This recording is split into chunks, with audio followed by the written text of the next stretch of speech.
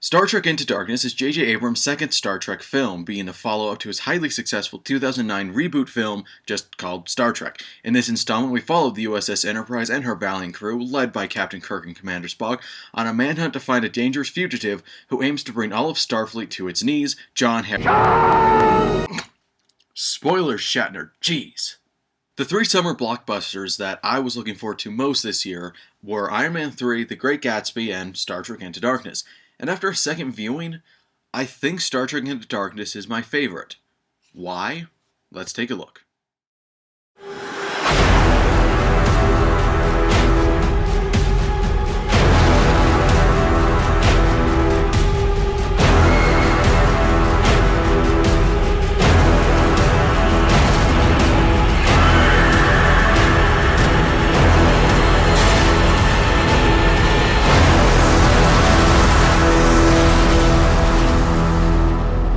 Is there anything you would not do for your family?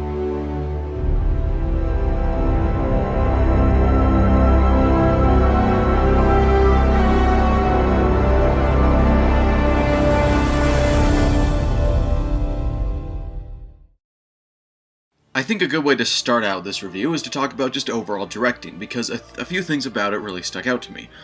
Yes, there's lens flare.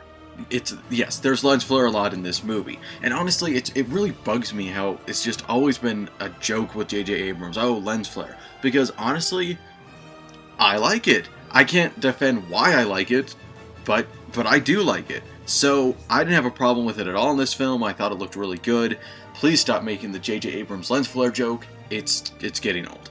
More importantly, though, I was really impressed with the energy of the camera. Now, this also ties into cinematography and a little bit of editing, but it's present in most of Abrams' work. Just how the camera spins and pans and zooms in sometimes subtle, sometimes drastic ways that always work given that moment. Giving specific examples would of course be pointless, but these small things really did assure me that the man at the helm of this film knows what he's doing. On the note of camera stuff, I wanted to comment on the film's look really quickly. I love it. It feels very sleek and futuristic, but it has great use of color without sacrificing that tone. So yeah, thumbs up for me in that department. The writing for Star Trek Into Darkness is one of its biggest strengths, at least in terms of enjoyability. The USS Enterprise certainly has a mismatched crew, and the script takes advantage of this to the fullest, giving us dozens upon dozens of simply hilarious exchanges between characters, all of which fit those characters just perfectly. It's clear that the writers understood those characters. I mean, I was expecting some laughs, but not this many. It's a very enjoyable movie. Obviously, the biggest part of Star Trek is the crew of the Enterprise, the characters, and I'm happy to report that all of them are good in Star Trek Into Darkness. Just some are better than others. I mean, everyone's pointed it out, but yeah, a few of the characters are just kind of pushed to the side. After everyone, had finally come together in one place at the end of the last film, I was hoping for a more team-centered narrative. However, I can see how that would be really hard to pull off. Kirk and Spock are the focus of the film, which is no surprise. Their relationship is explored with some nice scenes, they have some great interactions, and their character arcs go very well together. Kirk is of course now a captain, but his cockiness has not gone away, so he has to learn to respect the authority given to him before he gets his ship blown up. Spock, on the other hand, has a little more of a personal arc. It explores how he's able to choose not to feel, and whether or not that's a good thing, and I can't say too much more about that arc without some light spoilers. Overall, the character arcs of our two protagonists aren't complex, but they're solid and interesting enough to keep us invested in them, and I really like how their character arcs in this movie are pretty much direct sequels to the character arcs they went through in the last film. Then we get to Khan. Everyone was hyping up Benedict Cumberbatch, and everyone had ridiculously high expectations for his performance. And he delivered. He gave us a truly great villain. Khan reminded me a lot of Roy from Blade Runner, and that is definitely a good thing. He's super intimidating from his voice, to his intelligence, to his insane physical abilities, but he's not just the bad guy. He's given a backstory that, while it won't make you root for him necessarily, it makes him understandable and more like a real person. He also functioned beautifully as a wild-card character. You know, his next move was never quite clear, and it made the whole film a bit more interesting. Benedict Cumberbatch is definitely one of the film's biggest strengths. I loved all of his scenes. I mean, just the way he said everything. It sends shivers down my spine. The central theme that Into Darkness deals with is basically the question of when is it okay to disobey orders or break the rules in order to do what you think is right. This is brought up quite explicitly in the first scene of the film and is explored pretty well throughout the remainder of the movie. I found it very interesting because it is a tough question. When do you allow your judgment to trump others?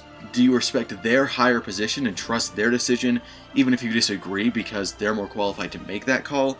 Are you misinformed? Are they misinformed? Does that matter? Wouldn't society fall apart if everyone just operated on their own judgment and rules? Yeah, there's a lot to this, and seeing it explored with a hotshot like Kirk was very interesting. It's a theme that fits perfectly in the Star Trek universe, but at the same time has tons of real-world applications, which is a trait shared by all great sci-fi themes. The plot of Into Darkness is really strong, and that's not just because it has excellent pacing, though it does. It's because I never knew really where it was going. It's a pretty ambiguous story in regards to what actions the characters should take, given this certain scenario. I really liked how for the majority of the film, it didn't tell you what course of action was best. I mean, there were pros and cons to each side of these dilemmas, so I was questioning the right thing to do just as the characters were. And of course, this ties into the theme, which I talked about earlier, and how tough of a question that is. Unfortunately, other plot points tended to force a decision, pretty much ignoring the downsides to that path that before were, really significant. So while, yes, they did kind of play it safe in the end, it didn't ruin it for me at all. Okay, let's do a quick spoiler-free talk about the ending. Trekkies are up in arms about it, and I don't understand why. There's nothing that betrays the characters, nothing is going out of its way to mess with the original stuff, and even if it did, you can't get mad. We're talking about a different dimension. This is a different universe altogether. It can't affect the original series. And I don't think it's a spoiler to say that yes, there are shared elements with Wrath of Khan. However, despite what a lot of people are claiming, it's not forced. It's not there just to pander to fans. It all fits really well. In fact, the climax is the best part of the movie. All of it building up to this single moment, which is just so powerful. It's honestly one of the best moments I've experienced in a blockbuster in a really, really long time. This is the perfect summer movie. It's big, fun, action-packed, all that, but never at the cost of great characters, spot-on performances, and a really strong story. Star Trek Into Darkness gets an 83. It's even better than Abrams' original thanks to some legitimate emotional weight. I would certainly recommend it to everyone, and so far at least, it's my personal film of the year.